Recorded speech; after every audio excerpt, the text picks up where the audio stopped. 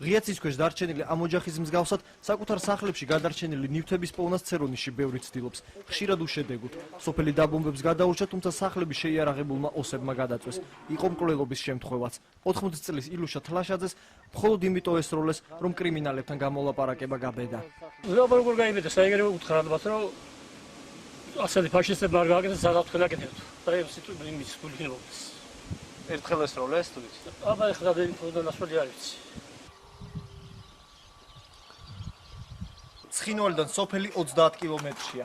მანძილმა ცერონისი ვერ გადაარჩინა.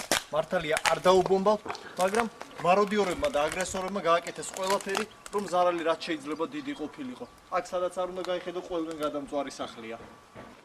ანალოგიური მდგომარეობაა ცერონისის მახლობლად მდებარე კიდევ ორ სოფელში, ავლევსა და კნოვლევში. ქარელის რაიონში მაროდიორები ისეთივე სქემით მოქმედებდნენ, როგორც სხვაგან.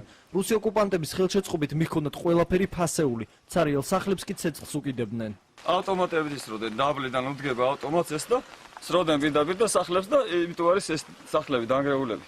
ამით ეკიდებოდა ცეცხლი. ცეცხლს ეკიდებოდა, კრშევიც იგრეოდა სუფთლიად და აკეთებდნენ მაგეთი ესენი. ცერონიში, ავლევსა და კნოვლევში გარეგნული სიმშვიდის მიუხედავად მოსახლეობა ყოველდღიური საფრთხის ქვეშ ცხოვრობს. აქედან 1 კილომეტრში ოს ბანდფორმირებებს პოზიციები აქვს გამაგრებული. ქართულ სამართალდამცველებს კი რუსი ოკუპანტები რაიონში საერთოდ არ უშვებენ. კილომეტრში დგანა სოფელი იონჩა არის, იქიდან შემოდიან სოფელ ცერონიში.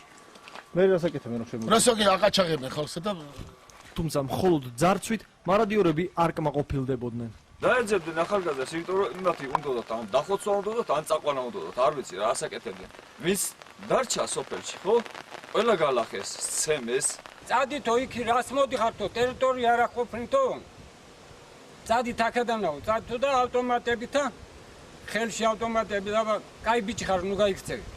სამ სოფელში 80-მდე სახლი მთლიანად დანგრეულია. ღია ცის ქვეშ 100-ზე მეტი ოჯახია დარჩენილი. თუმცა არიან ისეთების, ვინც გადამწვარი სახლი არ მიატოვა და გვერდით, თონესთან პატარა ქოხში, ნაჩუქარ ლოლგინზე ძინავს. საკვებად მხოლოდ პური აქვს დარჩენილი, რადგან პირუტყვი კრიმინალებმა წაიყვანეს.